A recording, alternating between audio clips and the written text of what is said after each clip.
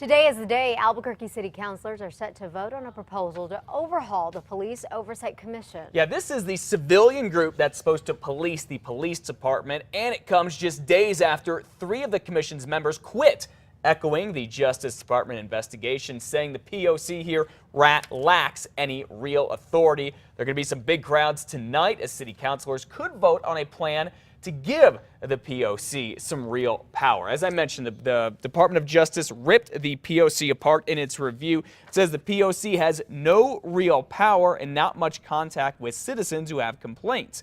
It also says the independent review officer who investigates and who gives the POC its cases to look at sides too much with the city. The mayor, by the way, is the one who appoints the independent review officer. Now, 2 city councilors want to change all of that. They're expected to vote on a plan that would give the POC more money, more power to appoint an independent review officer, and the power to access internal affairs files. And possibly, in one of the bigger changes in its proposal, do this.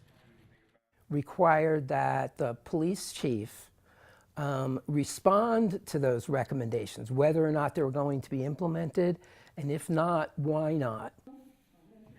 Our city council meeting starts tonight at 5 o'clock. We will be there and get updates anytime at KRQE.com and on our Twitter feed. Then we'll have a full report tonight at 10 and also tomorrow morning.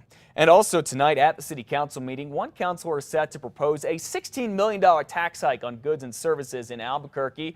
That money would go toward helping people with mental health issues, because the report from the Justice Department says Albuquerque police officers frequently mishandle them. When we're asking APD officers to go out and become mental health service providers, that's not dealing with the problem. In fact, most of the people police shot and killed were mentally ill. So Councilor Clarissa Pena here is proposing a tax hike on goods and services and to beef up resources in the community. It would be for mental health services, for substance abuse, for homelessness, and a variety of other services. Mayor R.J. Berry here hasn't said what he thinks of the idea just yet, but his chief of staff says the mayor's office is studying Ms. Pena's proposal. Recently released APD lapel camera video from 7 different officers shows the moments leading up to a controversial fatal shooting of an Albuquerque man. A warning, the video is graphic and tough to watch. Alfred, put the gun down, please. Alfred, remember me? Alfred Redwine was shot last month outside an apartment near 60th and Central.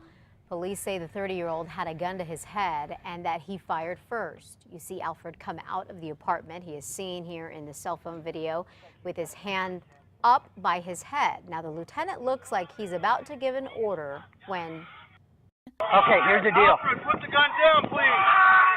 Alfred, remember me? Mom, get back! Get back! None of the lapel cam video shows whether Redwine shot at officers first. Police only say that 1 officer shot at him. 4 officers were put on standard paid leave after the shooting. State police want a sheriff's deputy in southern New Mexico to face criminal charges after a high-speed, deadly crash earlier this month.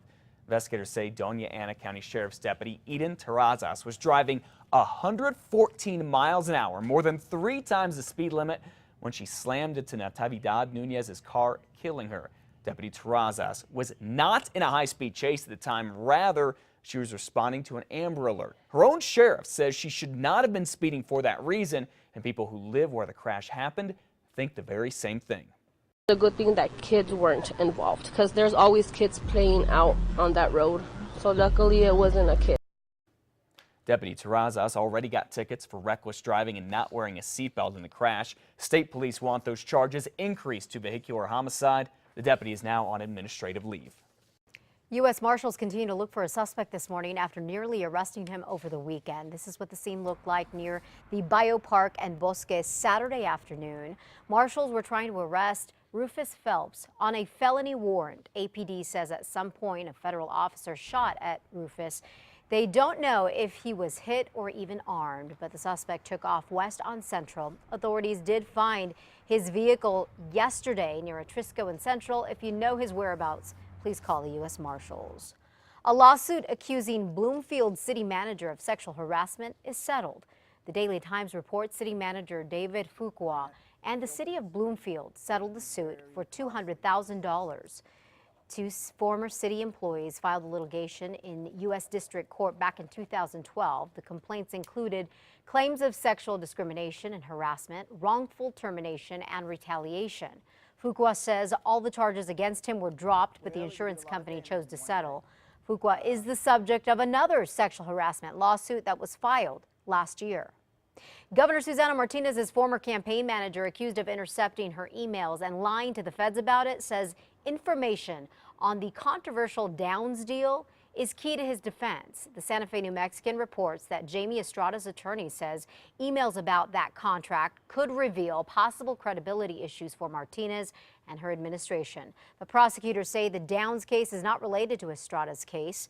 Estrada served as Martinez's campaign manager before she fired him. He is scheduled to go on trial July 15th. Soon you might be hearing campaign ads with the secret audio from Governor Martinez at the online magazine Mother Jones released last week. Listen.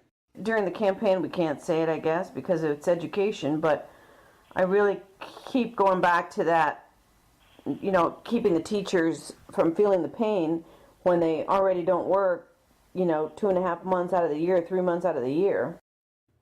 The recordings were made before the governor took office during her campaign 4 years ago, and in them, Ms. Martinez and her staff take jabs at political opponents, as you heard, teachers, and more.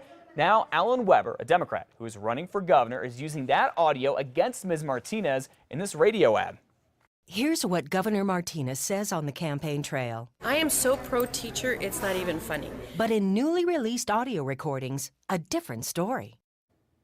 The governor says the recordings were stolen. She is not apologizing for what she said in them. She tells us she is committed to education and has given teachers a raise. Alan Weber is one of 5 Democrats running against the governor, and out of her opponents, he is the one who has raised the most money. You can find out more about that whole Mother Jones investigation and the undercover recordings at our website at krqe.com.